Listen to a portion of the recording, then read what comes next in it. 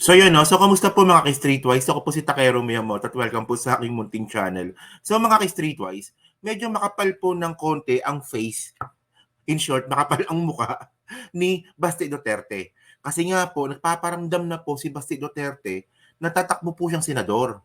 Actually mga kababayan, kailangan na kailangan po talaga ng mga Duterte ang takapagtanggol po sa Senado. Well, admitted naman tayo na may mga senador po talaga ng mga DDS. Yun nga lang mga kababayan, ibang level po kasi talaga na kapag meron kang kapamilya na parte ng Senado. At ito nga po si Basti Duterte mga kababayan ay nagpaparamdam na natatakbo po siyang senador. Ibang kapal ng mukha, di ba? So, ang point natin dito mga kababayan, no, tatakbo itong si Basti, di ba, bilang senador at baka nga si Pulong kasama pa dito. Hindi po ito para sa taong bayan. Para po ito sa pamilya nila at para protektahan yung tatay nila, 'di ba? Kung ano mang asunto yung kakaharapin nila kasi ang dami niyan eh. 'Di ba? Merong ICC, merong EGK, 'di ba? So ito para mas maganda po no, ito yung konteksto po natin. Ito. May nagpasa kasi sa akin nito. Actually mga kababayan, pag may nagpapasa sa akin ng mga ganyan klase mga thumbnail, no? Hindi ako naniniwala kaagad. So, ang ginagawa po natin, nire-research po natin yan. Yun nga lang mga kababayan, confirm po ito. Confirm itong ginawa talaga ni Baste. So, ito yung mga pinasa sa akin, ano no, pangalan to? Thumbnail. So, sabi dito, no, yung mas mayaman pa ang mga LGU na inayudahan mo at ang mga LGU na ito ay hindi naman humingi ng tulong. Aiming for senatorial 2025 ka ba? Okay, yan. Well, para sa akin kasi mga kababayan, no, kung nagpapapansin na si Basti Duterte outside the LGU sa kanyang jurisdiction, eh talagang ito po ay pagpaparamdam na siya po itatakbo bilang senador. Di ba? So, meron pa yan dito eh. Ito Oh. Davao noong bagyong Karina. Tapos, sabi dito, yung mayor na nag-donate gamit ang pera ng mga taxpayer sa ibang lugar. Okay. So, para makuha natin yung context nito mga kababayan, nung binagyo po kasi, actually matagal na yan, di ba? Yung bagyong Karina, matagal na yan. Ilang linggo na yan eh. Yung bagyong Karina mga kababayan, alam naman po natin na nasalanta po talaga yung Metro Manila. Okay. So, ang nangyari mga kababayan, no? Nag-donate po ng pera si Basti Duterte sa Maynila. Siyempre, sa Maynila ay pinakamaraming boto eh. Di ba? Doon po yung pinaka-crowded na lugar sa buong Pilipinas, yung NCR. So, syempre, natural na kung gusto talaga ni Basti tumakbo bilang senador, kailangan niya magpapansin sa NCR. Kasi hindi naman po kasi kayang ipanalo si Basti Duterte ng boto galing Davao. O, di ba? So, ngayon, ang ginawa ko dito, ano ba yan? Confirm ba yan? Totoo ba yan? Di ba? Kasi hindi ako naniniwala sa mga ganyan klaseng mga thumbnail na yan eh. Pero, code card pa ang tawag nila dito, di ba? Pero mga kababayan, nakita ko to. Okay. So, una kasi mga ka-streetwise, no, nagbanggit na po kasi si Sara Duterte nito noong June 25, 2024. So, sabi ni Sara Duterte, no, Sara Duterte says her father, two brothers to run for Senate seats. O, di ba? So, alam ko naman bullshit lang si Sara Duterte dito kasi mukha naman siyang bullshit, di ba? Pero, binanggit mo yan eh. Siyempre, pag nagbilang isang public officials, pangalawa sa pinakamataas na posisyon dito sa gobyerno ng Pilipinas, lahat ng sasabihin mo issue yan. 'Di ba? Tanga din eh. Tanga talaga to. Naninis talaga ako sa kabubahan nito eh. Yung kay Lenny, no? Yung kay Lenny, nakakaya naman kay Lenny, no? Na ikumpara si Lenny dito kay Sara, no? Nakakaya kay Lenny. Si Lenny at least kahit paano, kahit na-redundant niya sinasabi, nakikitaan natin ng talino. Pero itong si Sara, wala talaga to eh. So, ngayon, ang nangyari ngayon dito, no?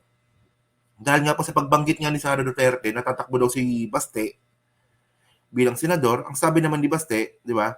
Baste Duterte says he'll stay in Davao, won't run for senator in 2025. So, binawi naman to ni Baste. Diba? So, wala doon katotohanan yan.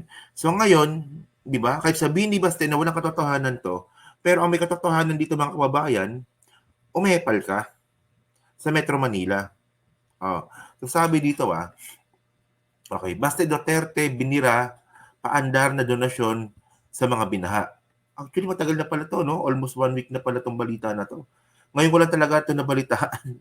Okay, sabi dito, no?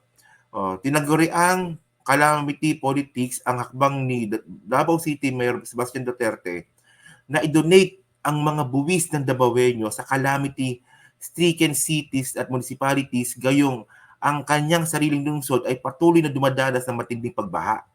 So ang sumita dito, syempre, si Katrina Enrile. 'Di ba? So sabi dito, no, okay.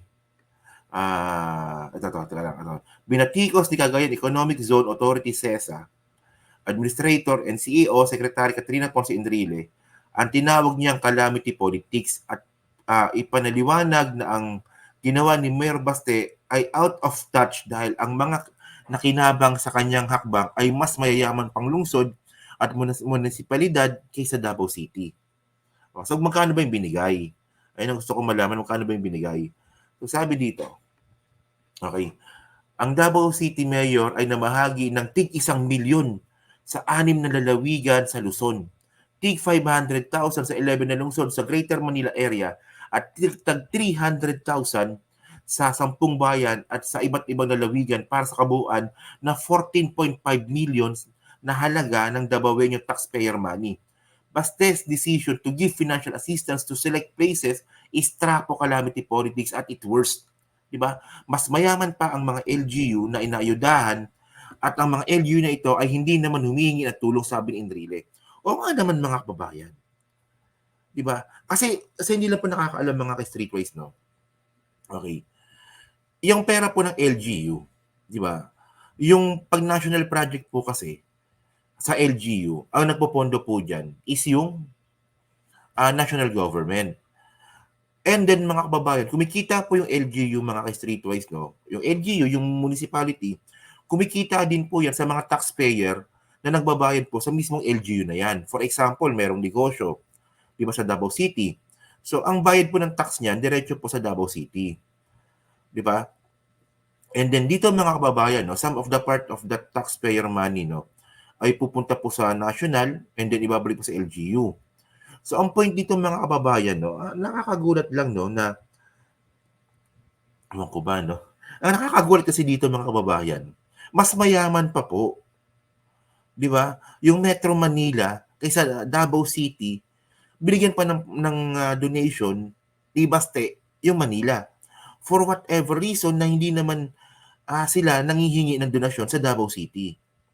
Well, no, for the sake of the argument, sasabihin na naman ng mga DDS niyan, hindi nyo ba gusto na tumutulong si Baste? Well, di ba, okay lang yun. Pero syempre, di ba, may ugong-ugong kasi, natatakbo ka bilang senador.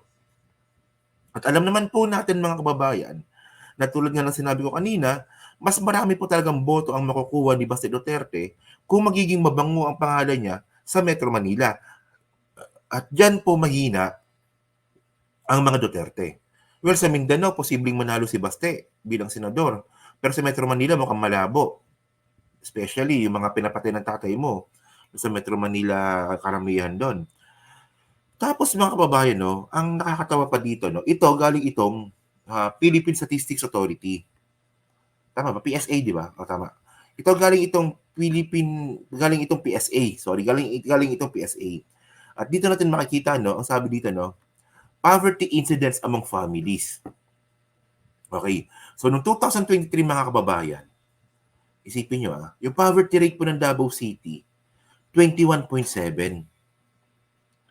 Poverty rate po ito ng Davao City, mga kababayan.